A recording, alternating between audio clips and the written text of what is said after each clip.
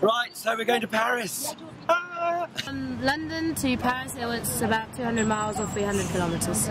So we're in Brighton now. This is part of the London to Paris ride. So we're cycling all the way to Paris, catching the ferry today, and we're cycling there with symbolising low impact transport really, and what the future needs to be more of: more bikes on the road, more wind turbines, more renewable energy of all sorts, and that needs to be what Paris progresses on urgently, because time is running out to get on top of this situation.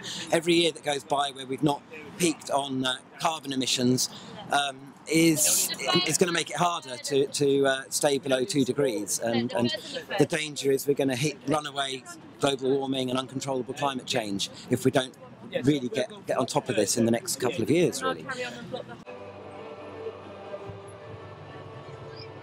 Left at 8:30 in the morning and arrived in Drips and Drabs in Brighton, where there was a beautiful welcome event, and we did a victory lap of the town.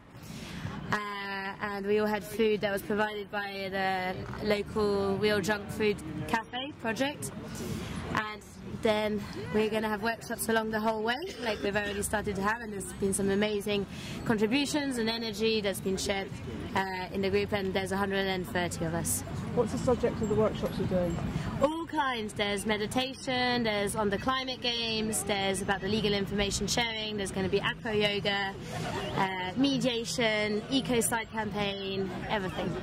And then the reality of the logistics. There's been a whole team of us doing Skype meetings for months and months and months. All the accommodation, the transport, the food, the ferry tickets, the train tickets back. I wouldn't say it's a nightmare, but it's great. But it's been a lot of work. But we're really glad to be going. And it's not even raining. To cycle the 4 last days out of the 5 to Paris, so we're going to the boat tonight, today. There are 125 people cycling and a few people in the van that's following us. We thought it was important to go and show our voices and bodies in Paris, where the climate negotiations are happening at the moment. It's been 21 years that they've been going on. 63% of CO2 emissions have gone up since they started. I went over to Paris a week ago, and I was there when there was the march that was banned on the 29th of November. To the opposite of what most of the mainstream media was saying, there was actually a lot of beautiful things that did happen. There was a massive human chain. There was the shoe march, where people came to deposit their shoes for everybody in the world who couldn't march for various reasons, including in Paris. There was loads of actions that were happening, be it the Brandalism action, where lots of posters from bus stops got removed and replaced by art.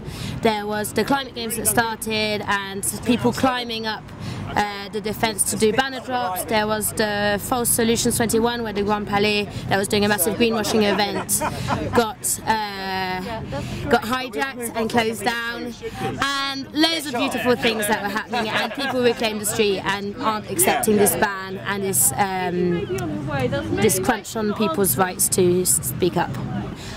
We have no more faith in the government, but we do believe that the people can together, if they're united and stand up, and make a massive difference, and they already have, and will carry on doing that.